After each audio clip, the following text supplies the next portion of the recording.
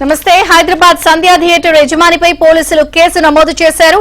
పరిమితికి మించి అభిమానులను లోపలకు అనుమతించిన యాజమాన్యం సరైన సెక్యూరిటీ కల్పించకపోవడం వల్లే తొక్కిసలాట జరిగిందని పోలీసులు చెబుతున్నారు. తొక్కిసలాటలో ఓ మహిళ ప్రాణాలు కోల్పోవడంతో పోలీసులు సీరియస్ అయ్యారు.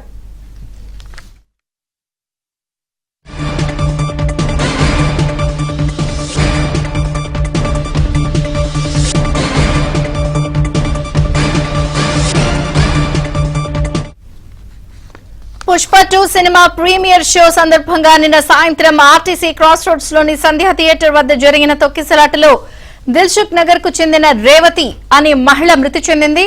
ఆమె కుమారుడు శ్రీతేజ్ పరిస్థితి విషమంగా ఉంది. ప్రీమియర్ షో చూసేందుకు రేవతి, ఆమె భర్త భాస్కర్, ఇద్దరు పిల్లలు శ్రీతేజ్, సన్వీక్ దిల్సుఖ్ నగర్ నుంచి సంధ్యా థియేటర్ కు వచ్చారు. అదే సమయంలో హీరో అల్లు అర్జున్ సంధ్యా థియేటర్ వద్దకు వచ్చారు. అప్పటికే అక్కడ పెద్ద సంఖ్యలో ఉన్న అభిమానులు ఆయన చూసేందుకు ఎగబడ్డారు.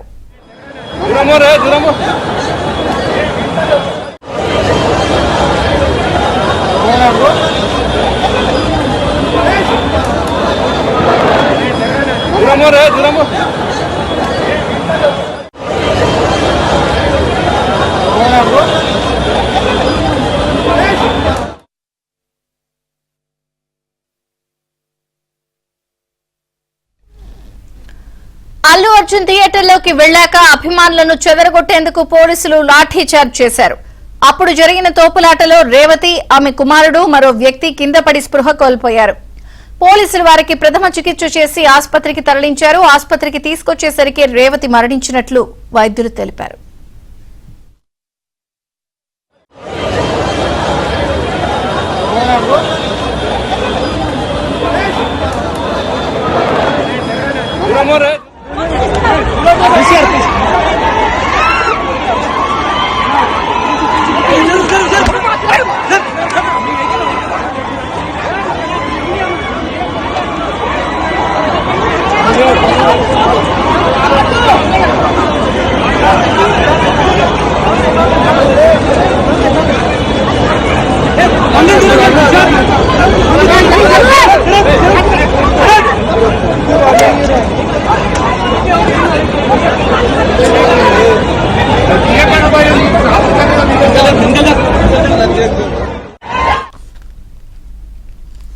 బాలుడికి మరింత మెరుగైన చికిత్స నిమిత్తం వేరే ఆసుపత్రికి తరలించారు. కాగా స్పృహ తప్పిన బాలుడు శ్రీతేజ్ కు పోలీసులు సిపిఆర్ చేస్తున్న వీడియోలు సోషల్ మీడియాలో వైరల్ అవుతున్నాయి.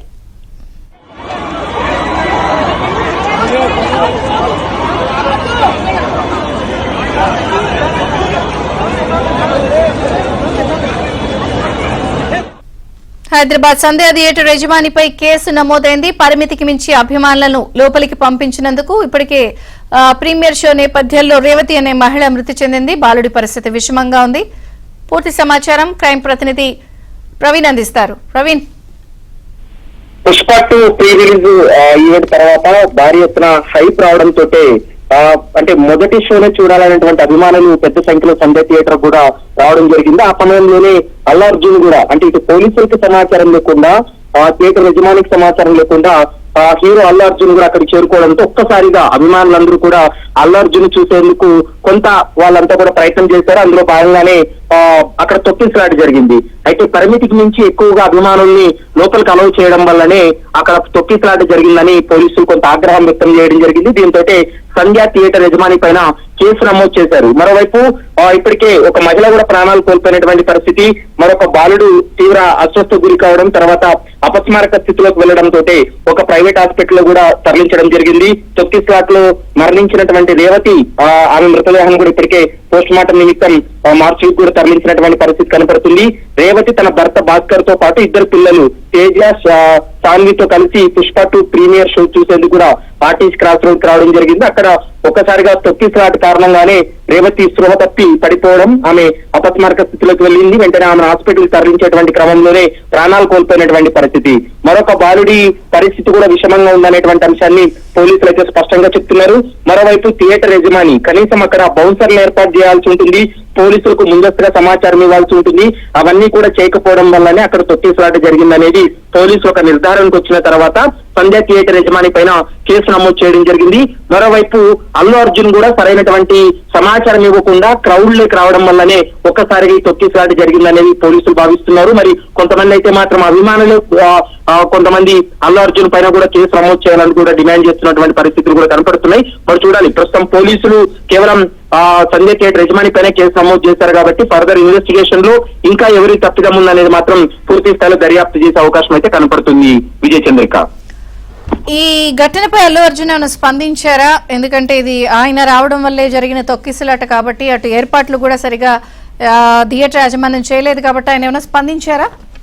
ఇప్పటి వరకు నిన్న రాత్రి జరిగినటువంటి ఘటనకు సంబంధించి ఇంకా ఇప్పటి వరకు వాళ్ళు అల్లు అర్జున్ టీం నుంచి కానీ అల్లు అర్జున్ నుంచి అలాంటి స్పందన లేదు. మరి చూడాలి, ఎందుకంటే రాత్రి నుండి కూడా విపరీతంగా సోషల్ మీడియాలో వైరల్ అవుతున్నాయి, మీడియాలో కూడా కథనాలు ప్రసారం అవుతున్నప్పటికీ కూడా ఇంకా స్పందించలేదు. మరి పోలీసులు కూడా దీనిపైన పూర్తి స్థాయిలో లీగల్ ఒపీనియన్ తీసుకున్న తర్వాత దానిపైన కూడా చర్యలకు ముందుకు వెళ్తామనేటువంటి అంశాన్ని చెప్తున్నారు.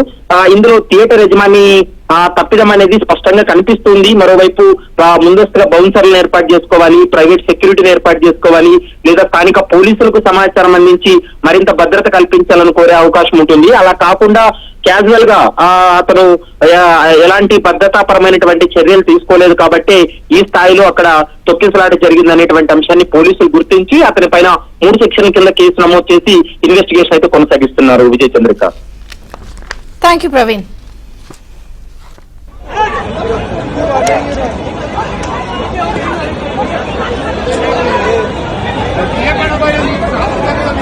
mingle